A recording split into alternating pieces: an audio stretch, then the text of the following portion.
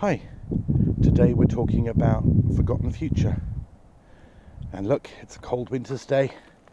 I'm walking on the ice. But sometimes things are not always what they look like. Because look, it's a beautiful, warm spring day in Sweden. Oop, I'm falling through the ice. Now, Forgotten Future. Me and Sarah, and that's Sarah there with Nimley, we're on a walk in Vellamsund near our house. And when we lived in England and now in Sweden, we love to visit old places, old churches, burial mounds. In England, we love to see Stonehenge. And if we are lucky enough to go away for holiday, maybe we'll visit an ancient theatre in Greece or a temple. And we've always thought that when people built those things, they must have imagined the future and imagined what the people would be like in the future, where they would be, what they would be doing. And actually, one of the reasons for this story is something quite strange that happened to me.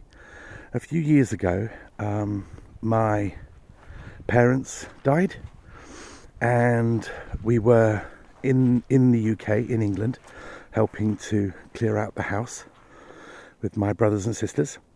And we found a school book that I had done when I was, I guess 5 years old. It was one of my first ever school books. And I had written a very tiny story that said, when I am older, I will live in Sweden and I will have a big black fox called Billy. Now, I'd forgotten all about this, but a while ago, after we moved to Sweden, we found a cat in our garden that had no home.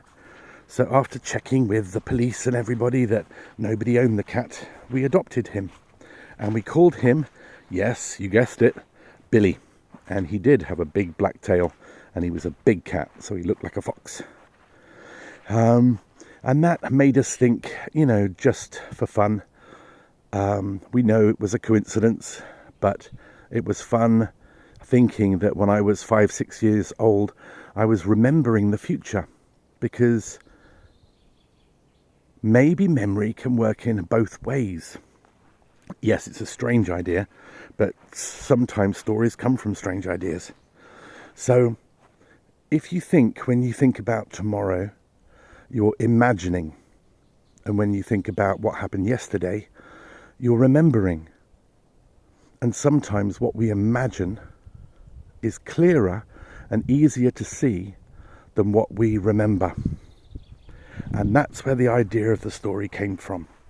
Lympne is a real village in England, and there was a Roman port there called Port Lemanus.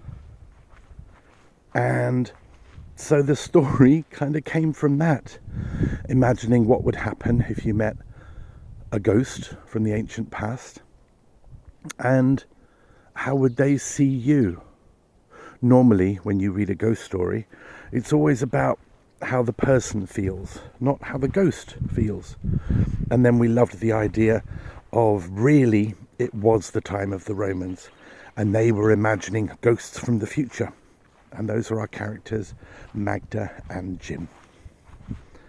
So, just like when you see ice on the floor, but really it's a beautiful spring day, then sometimes what you see, you can imagine in a different way.